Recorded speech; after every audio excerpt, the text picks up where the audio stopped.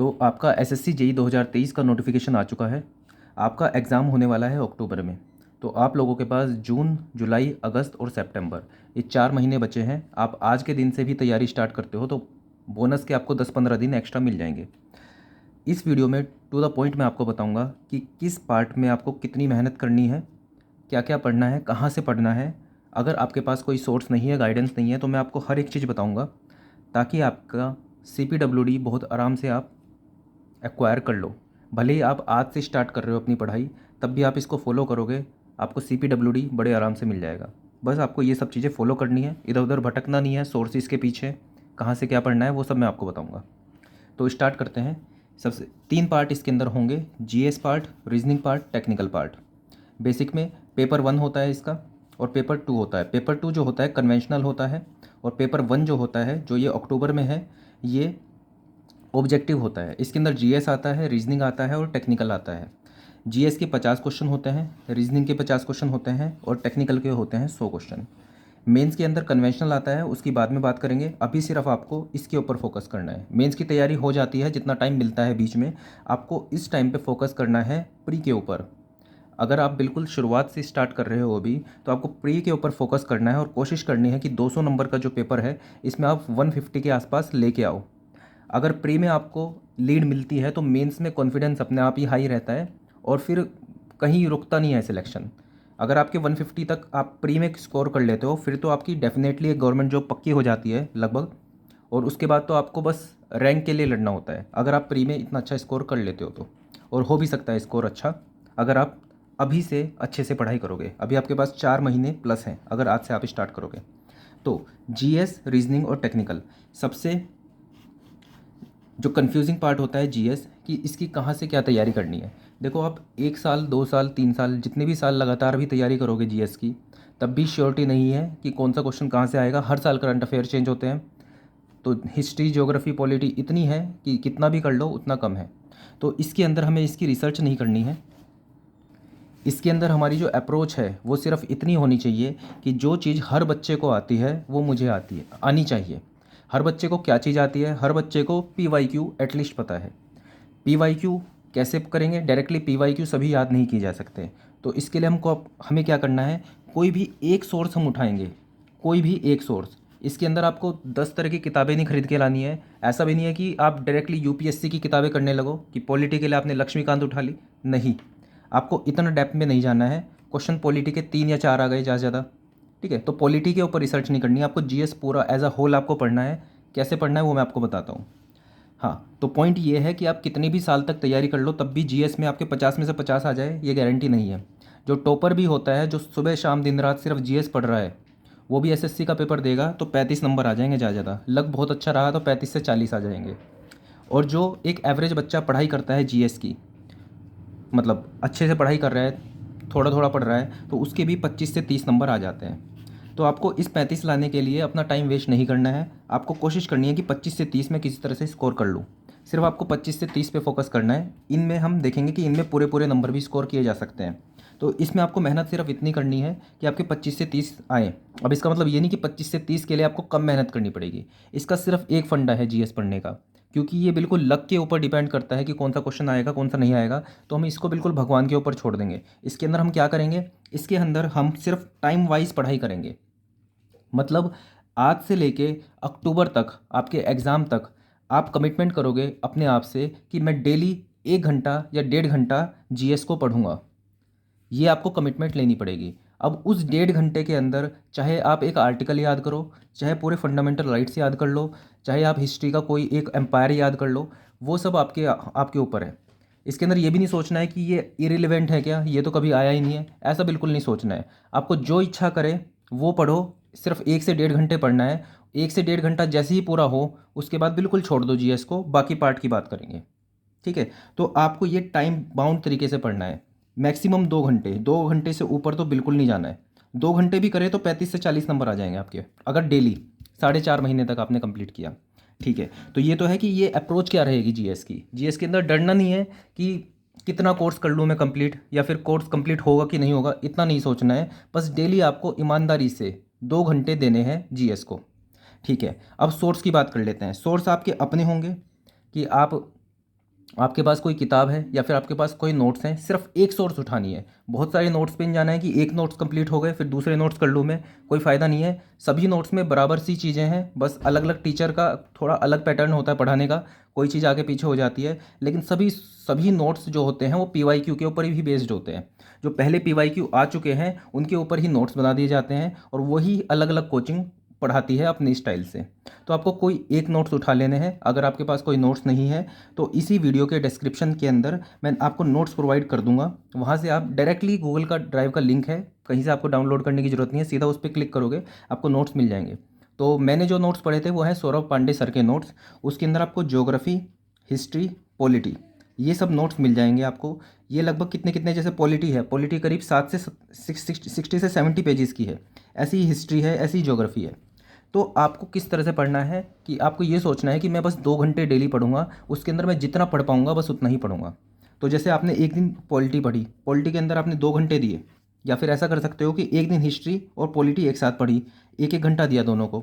ठीक है, हिस्ट्री के अंदर स्टार्टिंग के 4 पेज कर लिए, 2 पेज कर लिए, जितनी आपकी एफिशिएंसी है उसके हिसाब से करो, अच्छे से करो। लेकिन ये नहीं है कि सीधा कि पेज ख़त्म करने हैं आपको, अभी 4 दिन बाद पेपर नहीं है आपका, 4.5 महीने में पेपर है। तो जो भी चीज़ें हैं अच्छे से करने हैं। अगर आप इन नोट्स को स्टिक करते हो, इन नोट्स पे स्टिक करते हो, तो फिर सिर्फ आपको यही नोट्स पढ़ने हैं, इसके बाहर नहीं जाना है। इसके अंदर हर एक चीज़, हर बेसिक चीज़ दी हुई है। अगर आपने ये चीज़ कर ली और उसके बाद आप पेपर देने गए, उसके बाद आपके अगर जो 25 नंबर आए हैं ना, तो इसका मतलब ये समझ लो टॉपर के भी 25 ही नंबर आएंगे। इसके अंदर इतनी बेसिक और इतनी सारी चीज़ें दी हुई हैं।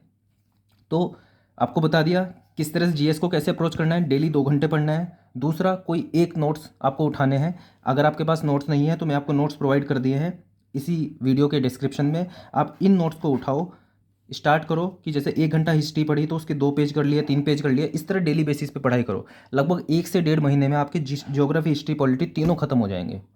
ठीक है, ऐसी 50-50, 60-60 पेज हैं, एक एक पेज भी करोगे तब भी बड़े आराम से 2 महीने में आपका पूरा GS कंप्लीट हो जाएगा। ठीक है, तो ज़्यादा चक्रों में नहीं पढ़ना है कि अलग अलग आपने पैकेज खरीद लिए या फिर अलग अलग कोर्स खरीद लिया आपने GS के लिए, सिर्फ आपका टाइम वेस्ट होगा। इस तरह से फास्ट तरीके से कर सकते हो आप। कोई एक टॉपिक आपको अलग से समझना है, जैसे फंडामेंटल राइट्स याद नहीं हो रहा है, वीडियो देख लो किसी की, कोई ऐसी दिक्कत नहीं है। ठीक है, तो इस तरह से आपको अप्रोच करना है GS को। नोट्स आपको दे दिए हैं, अपने नोट्स से भी कर सकते हो। 2 घंटे डेली पढ़ना है। आगे बात आती है कि आपने जो पढ़ रहे हो उसको टेस्ट करना है। वो कैसे टेस्ट करोगे आप, इसी के साथ साथ नीचे ब्लैक बुक आपको टेस्ट कैसे करना है। जैसे आपने मान लो आपको 1 महीना हो गया पढ़ते पढ़ते, आपने हिस्ट्री, पॉलिटी, ज्योग्राफी के शुरू के मान लो आपने 50-50 पेज कर लिए, या फिर मान लो 30-30 पेज भी कर लिए, आप बहुत धीरे चले तब भी आपने 30-30 पेज कर लिए। तो अब आपको टेस्ट भी करना है अपने आप को कि आपने जो पेज पढ़े हैं क्या इनसे प्रीवियस ईयर में कभी पूछा भी गया है कि नहीं। तो आपको क्या करना है, इसी के साथ साथ मैंने इसी के अंदर लिंक में ब्लैक बुक भी प्रोवाइड की हुई है। ब्लैक बुक के अंदर सभी प्रीवियस ईयर क्वेश्चन आपको मिल जाएंगे, SSC के या फिर जितने भी एग्जाम हुए हैं उसके अंदर हिस्ट्री, ज्योग्राफी, पॉलिटी के टॉपिक वाइज आपको क्वेश्चन मिल जाएंगे। तो आपको उन क्वेश्चन को डायरेक्टली याद नहीं करना है। पहले आपने जब नोट्स पढ़ लिए तो अब आप एक तरह से पेपर देने गए, ब्लैक बुक जब आपने खोली और उसके बाद देखो आप कितने क्वेश्चन कर पा रहे हो। जो क्वेश्चन आप कर पाए बहुत अच्छी बात है, वो तो आपके नोट्स से मिल गए। जो क्वेश्चन आप नहीं कर पाए तो उनको आप जो अपने नोट्स बना रहे हो अलग से, उनके अंदर आपको ऐड कर लेने हैं जो PYQ है। इस तरह से आपको मतलब पढ़ना है, सीखना है और उसके बाद फिर ऐड ऑन करना है। बस ये तरीका आपको चलाना है GS के अंदर 4.5 महीने तक। और 4.5 महीने तक अगर जो आपने ये भी चलाया तब भी आप टॉपर से ज़्यादा नंबर, टॉपर जितने नंबर ले आओगे 35 से 40 नंबर ले आओगे। ये तो मैंने 25 बहुत कम बता दिया आपको, लेकिन इतने तो आ ही जाएंगे। तो डरना नहीं है GS के अंदर। हाँ, जैसे आपका ज्योग्राफी, हिस्ट्री, पॉलिटी ये सबसे बड़ा होता है सिलेबस का पार्ट। ठीक है, इसके अलावा क्या होता है, इसके अलावा होता है साइंस होती है, करंट अफेयर होता है, इकोनॉमिक्स होती है, वो भी चीज़ें वो थोड़ी सेकेंडरी है, लेकिन सबसे पहले ये सबसे बड़ा पार्ट होता है, ये आपको करना होता है। हाँ, करंट अफेयर भी काफ़ी ज़्यादा नंबर में आता है, तो अब करंट अफेयर से भी डरना नहीं है। जैसे करंट अफेयर की अगर जो आप कोई बुक उठा के ले आओगे तो उस बुक के अंदर क्या होगा कि जैसे मैनेजिंग डायरेक्टर है या फिर वाइस चेयरमैन है या फिर कुछ भी इस तरह से है, आपको हर एक बैंक के एस्टेब्लिशमेंट कब हुआ, उसके वाइस चांसलर, उसके डायरेक्टर कौन है, उसके, ठीक है, मतलब इस तरह से सभी आपको रट्टा लगाना पड़ेगा चीज़ों का। उससे कोई फ़ायदा नहीं है। उसका एक क्वेश्चन आया नहीं आया उससे कुछ मैटर नहीं करेगा, क्योंकि इस टाइप के क्वेश्चन कोई एक आधा बच्चा कर देगा, उसका कोई भी इफेक्ट नहीं पड़ेगा आपकी मेरिट लिस्ट के ऊपर। मेरिट लिस्ट के ऊपर वहाँ फ़र्क पड़ता है जब आप एक एवरेज क्वेश्चन भी छोड़ के आ जाते हो। एवरेज क्वेश्चन जैसे कि इस टाइम पे नॉर्थ ईस्ट की किस स्टेट में वायलेंस हो रहा है, ठीक है, इस टाइप का एक करंट अफेयर का है, ठीक है। अगर आपने सिर्फ अखबार को एक तरह से ऊपर से देख भी लेते हो तब भी आपको आइडिया होगा कि हाँ भाई मणिपुर की बात चल रही है, ठीक है। तो इस तरह से करंट अफेयर में ये चीज़ें आपको पता होनी चाहिए, जो एक एवरेज है, जो हर एक बच्चे को पता होंगी। तो आपको कोशिश करनी है, वैसे सबसे बेस्ट तरीका तो यही होता है कि आप अखबार है, इंग्लिश न्यूज़पेपर सही रहता है कि आप पढ़ो ना एटलीस्ट, लेकिन ऊपर से एक बार देख लो उसको, ठीक है। थोड़ी आपकी इंग्लिश भी बेटर होगी, प्लस ऊपर से एक बार देख लोगे आधे घंटे में, तो आपको एटलीस्ट चीज़ें पता होंगी कि देश में चल क्या रहा है, ठीक है। कोई रटने वाली चीज़ नहीं है करंट अफेयर, और करंट अफेयर धीरे धीरे ही आपकी मेमोरी में, सबकॉन्शियस माइंड में जाता है। अगर आप सोचोगे डेली मैं एक वीडियो देखूंगा करंट अफेयर की और उसके अंदर जितने भी फैक्ट हैं, हॉकी में जूनियर टीम, रांची की टीम, यहाँ की टीम, वहाँ की टीम कहाँ से कौन सा मेडल जीत के लाई, तो बिल्कुल पागल हो जाओगे आप लोग, ठीक है। इस तरह से याद नहीं करना होता करंट अफेयर। करंट अफेयर सिर्फ वो चीज़, जो चीज़ आसपास में घटित हो रही है वो आपको पता होनी चाहिए। जो बहुत डेप्थ वाली चीज़ें हैं वो आपकी छूट भी जाएंगी, उनसे कोई फ़र्क नहीं पड़ने वाला है, ठीक है। तो बाकी करंट अफेयर आप अपने हिसाब से पढ़ सकते हो। ये पार्ट आपको इस तरह से ही करना है। करंट अफेयर के लिए मैं डेली द हिंदू अपलोड कर देता हूँ टेलीग्राम चैनल के ऊपर, आप उससे भी देख सकते हो कि एक बार बस ऊपर से रीडिंग लगा ली कि कहाँ पे क्या हो रहा है, और उससे भी आपका करंट अफेयर में काम चल जाएगा। तो ये जीएस में इतना टाइम इसलिए लग गया क्योंकि बहुत कंफ्यूजिंग पार्ट होता है इसके अंदर। मतलब सबसे ज़्यादा डर इसी का ही रहता है क्योंकि हम टेक्निकल जो बैकग्राउंड से होते हैं उन्होंने जीएस आज तक कभी छुआ भी नहीं होता है। और अगर जो आप अभी भी जीएस बिल्कुल जीरो से स्टार्ट करोगे तो 4.5 महीने में इतने आप सक्षम हो जाओगे कि आपके 35 से 40 नंबर बड़े आराम से आ जाएंगे जीएस के अंदर, ठीक है। पहला पार्ट हो गया जीएस। दूसरा पार्ट है रीजनिंग। अब रीजनिंग बहुत कमाल की चीज़ है। रीजनिंग जैसे जीएस है, जीएस के अंदर आप सुबह से लेकर शाम तक मेहनत करोगे, 4 साढ़े 4 महीने तक मेहनत करोगे, तब भी ये बिल्कुल लॉयल नहीं है। इसमें क्या होगा कि कभी आपके 20 नंबर आ गए, 25 नंबर आ गए, कभी कभी 40 नंबर भी आ जाएंगे। तो यहाँ पे अनसर्टेनिटी बहुत ज़्यादा है।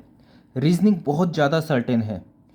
इसमें आप जितनी मेहनत दोगे उतना आपको रिजल्ट मिलेगा। ये बिल्कुल इसका लीनियर फंक्शन है। इसका फंक्शन पता ही नहीं आपको, ऊपर भी जा सकता है नीचे भी जा सकता है। मेहनत करोगे उतना रिजल्ट नहीं भी मिलेगा, कई बार बिना बिना मेहनत के भी बहुत सारे क्वेश्चन कर दोगे।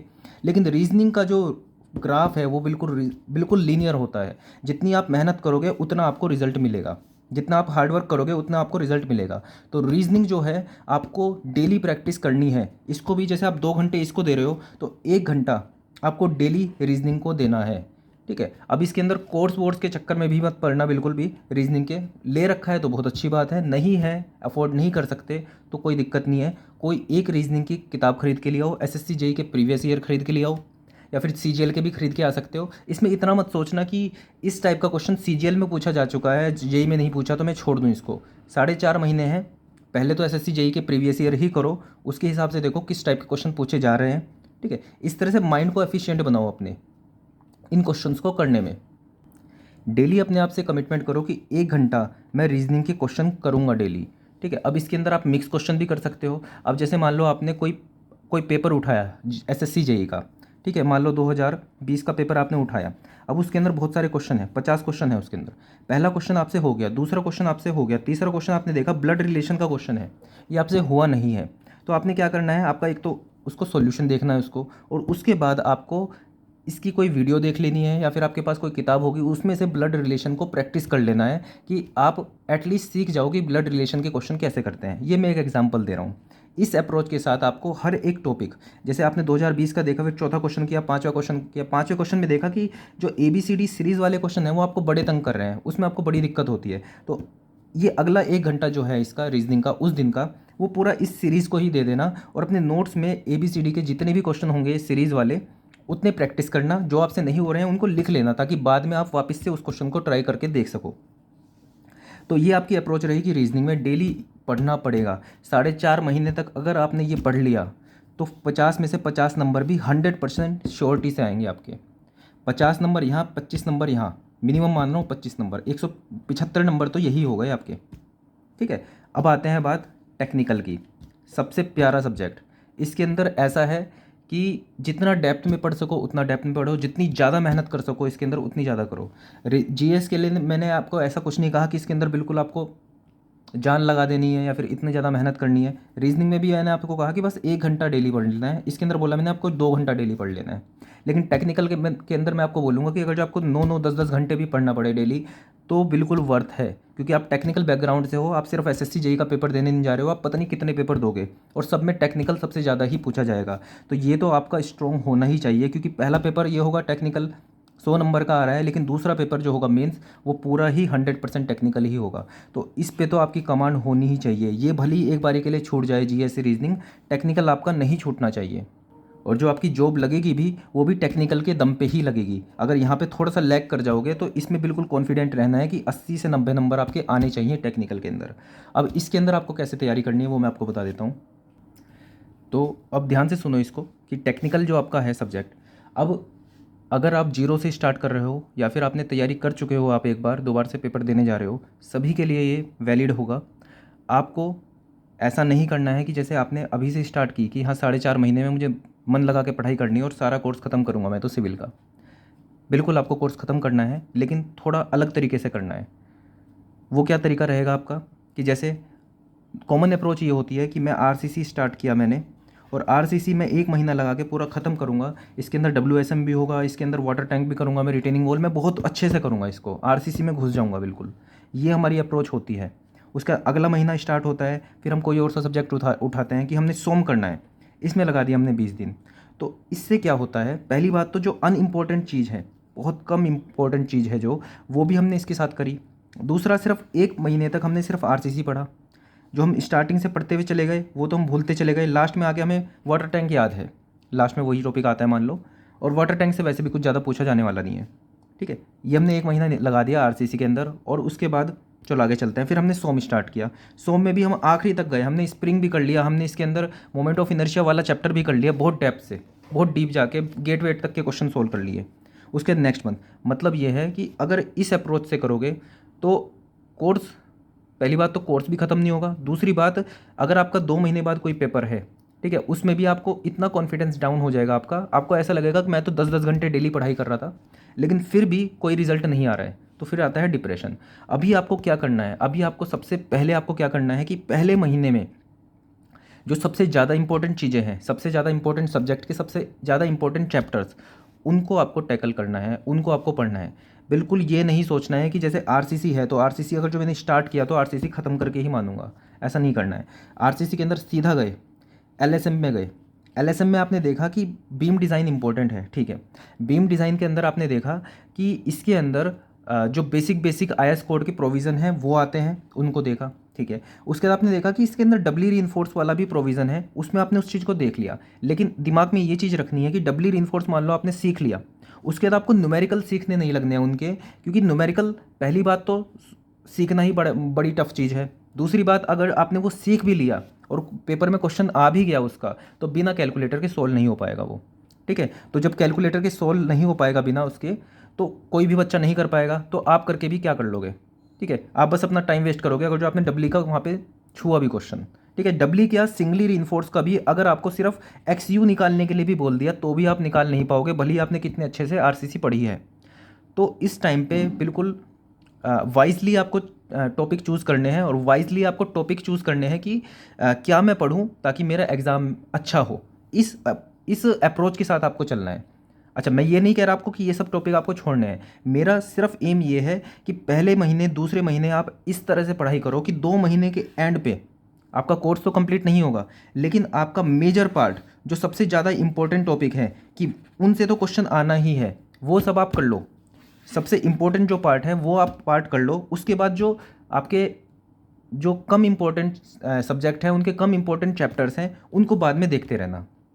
मेरी अप्रोच ये है कि अगर 2 महीने बाद भी आपका कोई पेपर हो जाए तो आपके अंदर कॉन्फिडेंस रहे, तो आपको इस तरह से करना है। तो पहले महीने के लिए ये सब्जेक्ट उठा सकते हो, SOM, survey, RCC, FM, BMC, soil, highway, ठीक है, ये भी ज़्यादा हो जाएगा लेकिन ये इंपॉर्टेंट है, ठीक है। वैसे तो लगभग सभी आ गए इसके अंदर। अब जैसे सोम है, सोम के अंदर आपको कहाँ से पता चलेगा ये कि कौन सा इंपॉर्टेंट सब्जेक्ट है, कौन सा इंपॉर्टेंट चैप्टर है। इसके लिए मैं आपको चैप्टर बताने की जगह मैं आपको एक मेथड बता देता हूँ आपको। जैसे आप एसएससी जेई की जैसे आप कोई किताब जैसे आप कोई एग्ज़ाम देने जा रहे हो, जैसे एसएससी जेई आप एग्ज़ाम देने जा रहे हो, तो उसकी पहले पीवाईक्यू खोलो कि एसएससी जेई का फेवरेट पार्ट क्या है। तो आपने जैसे एसएससी जेई की पीवाईक्यू खोली आपने, हाँ आईएएस मास्टर की ही खरीदना, बहुत अच्छी किताब है। आगे चलते हैं। तो आपने सोम खोला, उसके अंदर। अब सोम के अंदर उसकी टॉपिक में देखोगे आप बहुत सारे चैप्टर मेंशन होंगे। अब इन चैप्टर्स के अंदर सबके वो होंगे कि पहले पेज से 10 पेज तक है, दूसरा दूसरा चैप्टर है 2 पेज से 101 पेज तक है, तीसरा जो है 102 से, ठीक है, 200 तक है, मतलब इस तरह से होगा। तो इसके अंदर से आप 3 चैप्टर्स ऐसे सेलेक्ट करना जिनके सबसे ज़्यादा पेजेस हैं। सबसे ज़्यादा पेजेस मतलब सबसे ज़्यादा क्वेश्चन, सबसे ज़्यादा क्वेश्चन मतलब सबसे ज़्यादा इंपॉर्टेंट। ऐसे हर एक चैप्टर के, हर एक सब्जेक्ट के 3 चैप्टर आपको चूज़ करने हैं और पहले महीने में ख़त्म करने हैं। मतलब 1 2 3 4 5 6 7 21 चैप्टर आपके हो गए। अब 21 चैप्टर आपको 30 दिन में ख़त्म करने हैं।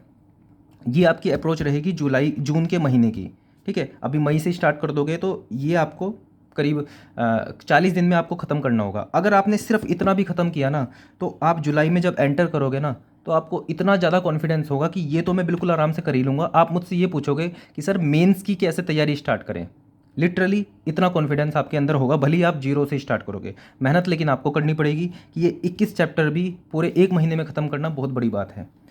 आरसीसी के 15 चैप्टर ख़त्म करने की जगह आप अलग अलग सब्जेक्ट के ये 21 चैप्टर ख़त्म कर लोगे, इतना ज़्यादा कॉन्फिडेंस आ जाएगा, आपको ऐसा लगेगा कोई भी पेपर निकाल सकता हूँ मैं, ठीक है। तो किस तरह से, अच्छा ये है कि आपको कौन से चैप्टर पढ़ने हैं। अब सोर्स क्या रहेगी इसकी, सोर्स फिर से मैं जो इस वीडियो के ही डिस्क्रिप्शन में नोट्स प्रोवाइड कर दूंगा, वहाँ से आप देख सकते हो, सीधा गूगल ड्राइव के आपके पास नोट्स मिल जाएंगे।